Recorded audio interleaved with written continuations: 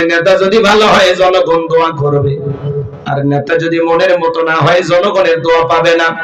এই জন্য বাজান কথায় আছে, এমন জীবন করিও গঠন, মরিলে হাসিবে তুমি কাঁদিবে ভবন। এমন নেতৃত্ব দেওয়া দরকার যাতে মরণের পরেও হাজার হাজার মানুষ নেতাকে স্মরণ করে। আমার কথা মনোযোগ দিয়ে শোনেন বাজান, চলেন সামনের দিকে যাই, গেলে মজা পাবেন। হযরতে বেলাল ডেকে বলে, মুসলমান হয় যারা মিথ্যা কথা বলতে পারে না তারা। উমাইয়া ডেকে বলে, বেলাল উর্দুম্বা ছাগলের মালিক বানায় দেব, থাকার জন্য ভালো ঘরের ব্যবস্থা করে দেব।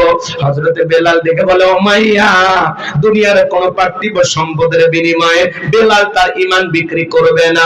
এই কথা বলার পরে উমাইয়া ডেকে বলে, বেলাল রে, আমার কথা না শুনলে বড় নেতা আবু জেহেলকে খবর দেব। হযরতে বেলাল ডেকে বলে, কোন বড় নেতা ছোট নেতা কোনো কাউকে গোনার টাইম নাই। আমি দুনিয়ার কোন আবু জেহেলকে ভয় করি না, আমি ভয় করি আমার আল্লাহকে। বলুন আল্লাহু আকবার। এইবার উমাইয়া দৌড়ে চলে গেল আবু জেহেলের বাড়িতে, যা বলে, নেতা সংবাদ খুব খারাপ, আমার বাড়ির কৃতদাস বেলাল কালেমা পড়ে মুসলমান হয়েছে। তাই নাকি? বলে হ্যাঁ। ঠিক আছে, যাও আমি আসতেছি। আবু জেহেলের একটা বিশেষ বাহিনী ছিল, ক্যাডার মাস্তান ছিল, সাঙ্গ পাঙ্গ ছিল, যাদের কাজই হলো মুসলমানদের উপর নির্যাতন জুলুমের স্টিম রোলার চালানো। আজও তোমরা পৃথিবীর জমিনের দিকে তাকায়া দেখবেন, ওই জালেমদের বিশেষ বাহিনী থাকে, যাদের কাজই হলো টুপিওয়ালা দাড়িওয়ালা ইমানদার আলেমদের উপর নির্যাতন জুলুম চালানো। কথা বলেন ঠিক কিনা?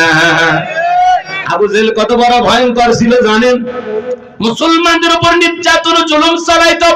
হযরত আম্মার রাদিয়াল্লাহু তাআলা আনহু ঈমান গ্রহণ করেছেন, মার ছেলে একসাথে ঈমান এনেছেন। রাস্তা দিয়ে হেঁটে যায়, হঠাৎ করে বদমাইশ আবু জেহেলের সাথে দেখা। ডেকে বলে, আম্মার শুনলাম তুমি আর তোমার মা নাকি মুসলমান হয়েছো। হযরত আম্মার রাদিয়াল্লাহু তাআলা আনহু ডেকে বলেন, হ্যাঁ, আমরা নবীজির হাতে হাত রেখে কালেমা পড়ে মুসলমান হয়েছি। আবু জেহেল ডেকে বলে, আম্মার তুমি কি জানো এর পরিণতি কতটা ভয়ঙ্কর হতে পারে? আম্মার ডেকে বলে, আবু জেহেল ভয় দেখায় কোনো লাভ নাই। এইবারে পাষণ্ড আবু জেহেল মার ছেলে দুইজনকে দুইটা খুঁটির সাথে বাঁধলেন, আর ডেকে বলে, আম্মার এখন যদি একটা খেলা দেখাই কি হবে বল? হযরতে আম্মার বলে, কি খেলা দেখাইবা?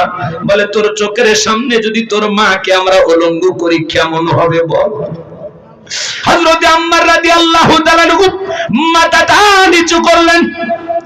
এইবার আবু জেহেল চলে গেল সুমাইয়ার কাছে, আঘাত করতে করতে একটানে দেহ থেকে কাপড় খুলে ফেলে দিলেন। হযরতে সুমাইয়া মাটিতে পড়ে গেলেন। আবু জেহেল দিকে বলে, যুবকেরা আম্মারের মাথাটা উঁচু করে তুলে ধরো, ওর মাকে একবার দেখুক। মাথাটা যখন উঁচু করে তুলতে যায়, হযরতে আম্মার রাদিয়াল্লাহু তাআলা ডেকে বলেন, আল্লাহ, এই দৃশ্য দেখার আগে জমিনটা যদি ফাঁক হয়ে যেত এটাই ভালো ছিল। আবু জেহেল ডেকে বলে, আম্মার এখনো বল কালেমা ছাড়বি কিনা? ওই অবস্থায় ওই পজিশন থেকে সুমাইয়া রাদিয়াল্লাহু তাআলা ডেকে বলেন, আমার সন্তান আম্মার, বেঈমানদের কথা ঈমান ছাড়বি না, ওরা আমার উপর নির্যাতন জুলুম করতে পারে। ও আমার সন্তান, খবরদার বেঈমানদের কথা ঈমান ছাড়বা না। এইবার আবু জেহেল একটা বর্ষা দিয়া হযরতে সুমাইয়া রাদিয়াল্লাহু তাআলা লজ্জাস্থানে আঘাত করতে করতে রক্ত দিয়ে রাজপথ মেখে গেল। শাহাদাতের পেয়ালা পান করবেন, এমত অবস্থায় সন্তান আম্মারকে ডেকে বলে, আমার সন্তান, আমি শাহাদাতের পেয়ালা পান করতে যাচ্ছি, আমি আমার নাকে জান্নাতের সুঘ্রাণ পাইতেছি। মরার আগে বলে যাই রে সন্তান, ওই বেঈমানদের কথায় ঈমান ছাড়বি না। সুবহানাল্লাহ, সুবহানাল্লাহ। তাদের ঈমান কত মজবুত! বাবা মুসলমান, দাদা মুসলমান, ছোটবেলায় সুন্নতে খাতনা করে মাথা কেটে দিয়েছে, মনে হয়েছে মুসলমান। সাহাবীদের মতো ঈমান আনা লাগবে বাজান। তারা ছিল সত্যিকারের ঈমানদার। কথা বলেন ঠিক কিনা? কেমন মুসলমান তারা ছিল! অবস্থার বেগতি দেখলে আমরা দল পরিবর্তন করি, কথা পরিবর্তন করি, প্রয়োজনে দাড়ি কেটে হলেও তালে তাল মিলাইয়া থাকি। আর সাহাবীরা জীবন দিয়েছেন, তারপরে জালেম কাফের বেঈমানদের সাথে কখনো আপোষ করেনি। কথা বলেন ঠিক কি না? লম্বা হবে, আমি লম্বা করব না বাজান। এইবার আবু জেহেল তার সাঙ্গ পাঙ্গ নিয়ে চলে আসলো, ডেকে বলে বেলাল এই দিকে আয়, আমি তোরে পার্সোনাল ভাবে মহাব্বত করি রে বেলাল। এসব কি শুনছি, তুমি নাকি মুসলমান হয়েছো? হযরতে বেলাল ডেকে বলে হ্যাঁ, গতকাল রাত্রিতে নবীজির হাতে হাত রেখে আমি কালেমা পড়ে মুসলমান হয়েছি। এই কথা শোনার পরে আবু জেহেল ডেকে বলে বেলাল উত্তম বা ছাগলের মালিক বানায় দেব, থাকার জন্য ভালো ঘরের ব্যবস্থা করে দেব, ব্যবসা বাণিজ্য যদি করতে চাও দিরহাম টাকা পয়সা যা লাগে দেব। বেলাল তুমি চাইতে দেরি, তোমার চাহিদা পূরণ করতে আমরা দেরি করব না। হযরতে বেলাল ডেকে বলে আবু জেহেল রে, দুনিয়ার সব সম্পদ যদি আমি বেলালকে দিতে চাও, দুনিয়ার সব সম্পদ ছাড়তে রাজি, বিশ্ব নবীর কালেমা ছাড়তে রাজি নয়। বলুন সুবহানাল্লাহ। এইবার আবু জেহেল ডেকে বলে বেলাল এত বড় লোভনীয় প্রস্তাব দিলাম, রাজি হইলা না।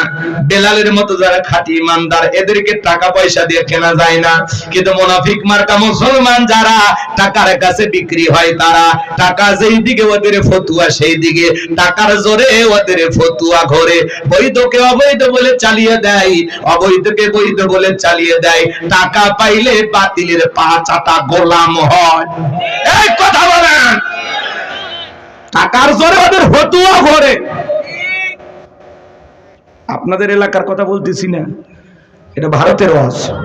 এই এলাকার মানুষ ভালো। আমার ভাইরা চলেন সামনের দিকে যাই। আমি গুনাহগার যে কথা বলতে চাচ্ছিলাম বাজান, হযরতে বেলালকে আবু জেহেল ডেকে বলে বেলাল সোজা আঙ্গুলে ঘিউ না উঠলে আঙ্গুলে একটু বাঁকা করা লাগবে।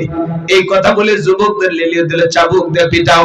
হযরতে বেলালকে চাবুক দিয়ে পিটাইতে পিটাইতে কালো চামড়া গুলো ফেটে রক্ত ঝরতে লাগলো।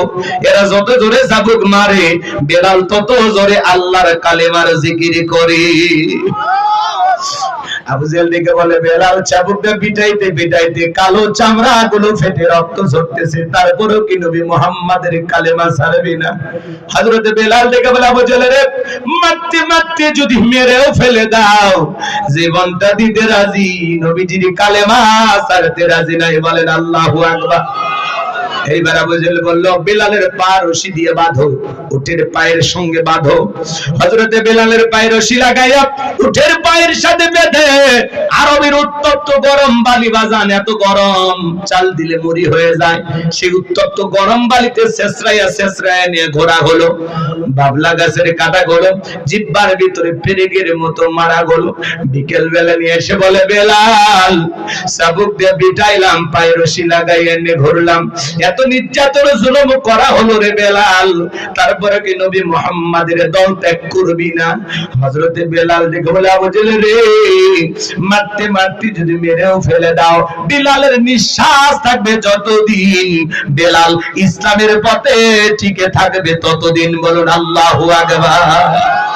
এইবার আবু জেহেল ডেকে বলে বেলাল এইভাবে হবে না, এই যুবকেরা দল সবাই মিলে যাও, বড় একটা পাথর নিয়ে এসে বেলালের বুকের উপরে চাপায়া দাও। বিশাল বড় একটা পাথর নিয়ে আসা হযরত বেলালের বুকের উপরে চাপায়া দেওয়া হলো। কাফেররা মনে করলো পাথরের চাপার আঘাতে বেলাল মারা যাবে, এই কথা ভেবে কাফেররা চলে গেল। হাত বাঁধা, পা বাঁধা, রক্তাক্ত জিহ্বা নিয়া চোখের পানি ছেড়ায়া, চোখের পানি ছেড়ে দিয়া কান্না করে, তবুও জবান দিয়ে জিকির বন্ধ নাই। জিকির করে কার? আপনাকে আমাকে জিকির করার জন্য কেউ মারে না, পেটে না, ধমক দেয় না, তারপরে আমরা কপাল ভরে আল্লাহর জিকির করি না। হাদিস শরীফের ভিতরে আসছে বাজান, যার জিহ্বাটা আল্লাহর জিকিরের তরুতাজা থাকে, আল্লাহর জিকিরে ভিজা থাকে, ওই জিহ্বাওয়ালা মানুষ কোনোদিন জাহান্নামের আগুনে জ্বলবে না। চিৎকারে মেরে বলুন সুবহানাল্লাহ। আযকুরুনি আযকুরুকুম আশকুরুলি ওয়ালা তাকফুরুন, তোমরা আমারে স্মরণ করো, আমি আল্লাহ তোমাদেরকে স্মরণ করব। কৃতজ্ঞতা প্রকাশ করো, কৃতজ্ঞ হয়ো না। এ বাজান হাঁটতে হাঁটতে আল্লাহর জিকির করা যায়, মাঠে কাজ করতে করতে জিকির করা যায়, নৌকা বাইতে বাইতে আল্লাহর জিকির করা যায়, ব্যবসা বাণিজ্য করতে করতে আল্লাহর জিকির করা যায়, রিকশা ভ্যান চালাইতে চালাইতে জিকির করা যায়। সব সময় জবানে জিকির চালু রাখবো কার? সুবহানাল্লাহ, আলহামদুলিল্লাহ, আল্লাহু আকবার, লা ইলাহা ইল্লাল্লাহ, সুবহানাল্লাহি বিহামদিহি, সুবহানাল্লাহিল আযীম। পারবো তো ইনশাআল্লাহ? জবানে হালকা, মিজানের পাল্লায় নেকির ওজন অনেক বেশি বাজান। চলুন আমি সামনের দিকে নিয়ে যাই। যে কথা বলতে চাচ্ছিলাম, হযরতে বেলাল জিহ্বা নাড়ায় তবু আল্লাহর জিকির করে, চোখের কোনা দিয়ে পানি পড়ে, আর দিকে বলেন আল্লাহ, বুকের উপরে বিশাল বড় পাথর থাকার কারণে তোমার মতো মালিকের জিকির করতে বড় কষ্টকর। তুমি তো সেই আল্লাহ, ইব্রাহিমের জন্য যদি নমরুদের আগুনকে ফুলের বাগান বানিয়ে দিতে পারো, আল্লাহ তুমি কি পারো না আমি বেলালের বুকের পাথরটাকে তুলার মতো নরম বানায় দিতে? হযরতে বেলাল দোয়া করতে দেরি, আসমানের মালিক আল্লাহ দোয়া কবুল করতে দেরি করে নাই। বেলালের বুকের পাথরটাকে আমার আল্লাহ তুলার মতো নরম বানিয়ে দিয়েছেন। বলুন সুবহানাল্লাহ। আশিক রাসূল বেলাল, নবীর পাগল বেলাল, নবীকে কতটা মহব্বত করতেন, ভালোবাসতেন আপনারা জানেন। বিশ্ব নবী যখন মক্কা নগরীতে পথ চলতো, বেলাল একবার ডানে যায় আর একবার বামে যায়। নবী আমার ডেকে বলে, বেলাল বুঝলে একবার ডানে যাও আর একবার বামে যাও, ব্যাপারটা কি? হযরতে বেলাল ডেকে বলে, নবী আপনি কালেমার দাওয়াত দেন, ইসলামের প্রচার প্রসার করেন, ওই